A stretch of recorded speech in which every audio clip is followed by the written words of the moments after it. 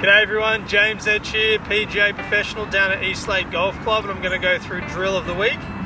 So drill of the week is the speed calibration drill, and this is going to be great for any golfer out there who really struggles with their speed control on the greens, or they might play a different course and really struggle to calibrate to a different speed green that you're used to. The speed calibration drill is going to be great for you. So what you're going to need for this drill is you're going to obviously need a putter. I've got my TaylorMade My Spider putter here. You're going to need 3 golf balls. I've got my TaylorMade TP5X golf balls, and you're going to need 2 tees. So I've already placed one of my tees in the ground. This will be the start point of the drill, and then I've also got another tee here as well, which will be the finish point of the drill. So I will go through that, how to set that up shortly. But before we do that, if you haven't done so already, would you please like, share or subscribe to my YouTube channel below. Moving into it now, the speed calibration drill. What is it? Why are we doing it? Where do we do it? And how do we do it? So the speed calibration drill is essentially a putting drill that we're going to do on the practice putting green, or even generally in the warm-up is the best time to do it, because just before you go out in the golf course, so it's fresh in your mind. We're going to place one of the tees in the green here, and ideally you want to find the flattest area on the putting green that you can. I really need to stress that. The flattest area to make this calibration more effective, more accurate. But then what you're going to do is you're either going to do 10 paces, or you can do 12 paces, which will roughly be 10 or 12 meters long, which is enough amount of green for that ball to roll on to get a decent idea of the speed. But also I like to use 12 paces because it is 36 feet, which is the average proximity to the hole for PGA Tour players. So I also like that element to it as well. But as I said, 10 meters or 12 meters is a good place to start. I'm going to go with 12. So I'm just going to step it out and set it up. So 1, 2, 3, 4, 5, 12, placing the tee in the ground there.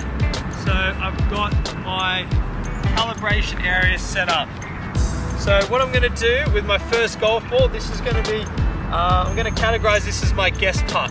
So the whole point of this is, all I'm trying to guess is that I'm going to use my feet, my shaft of my putter to help me, and I want my forward stroke to definitely get past my left foot to make sure I've got enough momentum hitting through the ball. I don't want to decel.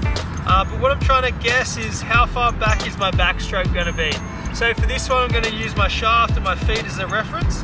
I'm going to try to bring the shaft just to the insole of my right foot and get it going past my left foot. And we're just going to see how far that travels and if that's a good stroke length for a 12 pace putt on a flat lie. So let's start there now. So I'm obviously going to try to aim myself towards the end point tee, which I placed out before. And all I'm trying to do here is get that shaft to the insole of my right foot in the backstroke and pass my left foot on the forward stroke. Okay, did okay there in regards to stroke length. Good accuracy, it's gone by about 1 foot, maybe 2 feet, which ideally for me, I think a foot past the hole is perfect holding speed. So 2 foot past, maybe a little firm, but again, I'd probably prefer to be past the hole than short. So we know we've definitely got enough length there, and we're not going to go any longer. So we're just going to see if maybe I call that one a little bit hot with my tempo, but we'll do it again. So same length, I'm going to take it back to the insole of my right foot, past my left foot in the downswing. Okay, so traveling towards the target again. Really happy with that. So that one's gone a foot past, which to me, again, as I said, is perfect holding speed. And we're going to do the third one now. So now I should start to be feeling quite confident about how far back and how far through for 12 paces I need my stroke to be. And I already know it's going to be to the insole of my right foot, and past my left foot seems to be working really well. So let's give that another go. And this one's the one just to really confirm what you're feeling.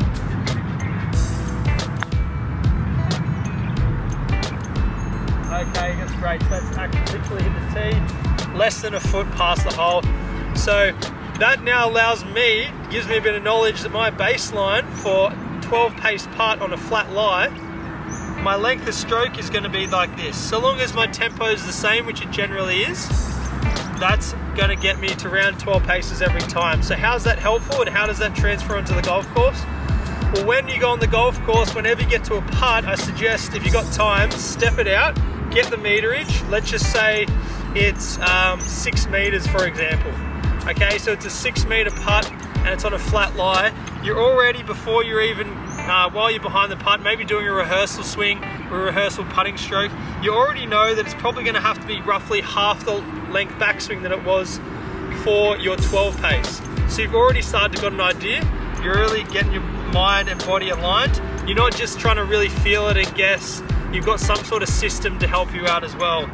So a 6 meter putt, I'm probably going to take it more to my sternum in the backstroke with the shaft, past my left foot. So that allowed me to really quickly problem solve the length of my backstroke to get to that length. Now, it gets a little bit harder if it's uphill or downhill. If it's downhill and it's 6 meters, you know that when the ball's traveling downhill, gravity's going to take it. It's going to roll for longer. It's not going to stop as quick. So we're probably going to have to make the stroke to match that. So we're going to have to do a shorter stroke than the 6 meter length. So you probably put a number on it and give it more like a 4. If it's a downslope, maybe depending on how severe it is, you might even make it a 3. But that's where the intuitive side of it comes in, using the platform or the guide that I've just given you. And then uphill, it's obviously the ball's going to need a little bit more speed to get up onto to get past the hole, or longer stroke to get it there. So if it's a 6 meter uphill putt, you might think of it as an 8 meter and make your length of stroke adjusted accordingly to the number that you adjust that distance putt to. So use this, can be really helpful to help take the guesswork out of speed control on the putting green. And if you like this video, please hit the like button below. If you want to see similar content, whether it's off the tee, approach the green, scoring zone, around the green, putting, mindset, or even course strategy, then please like, share, or subscribe to my YouTube channel below. And remember, persistence pays off, and I look forward to seeing you next time. Bye.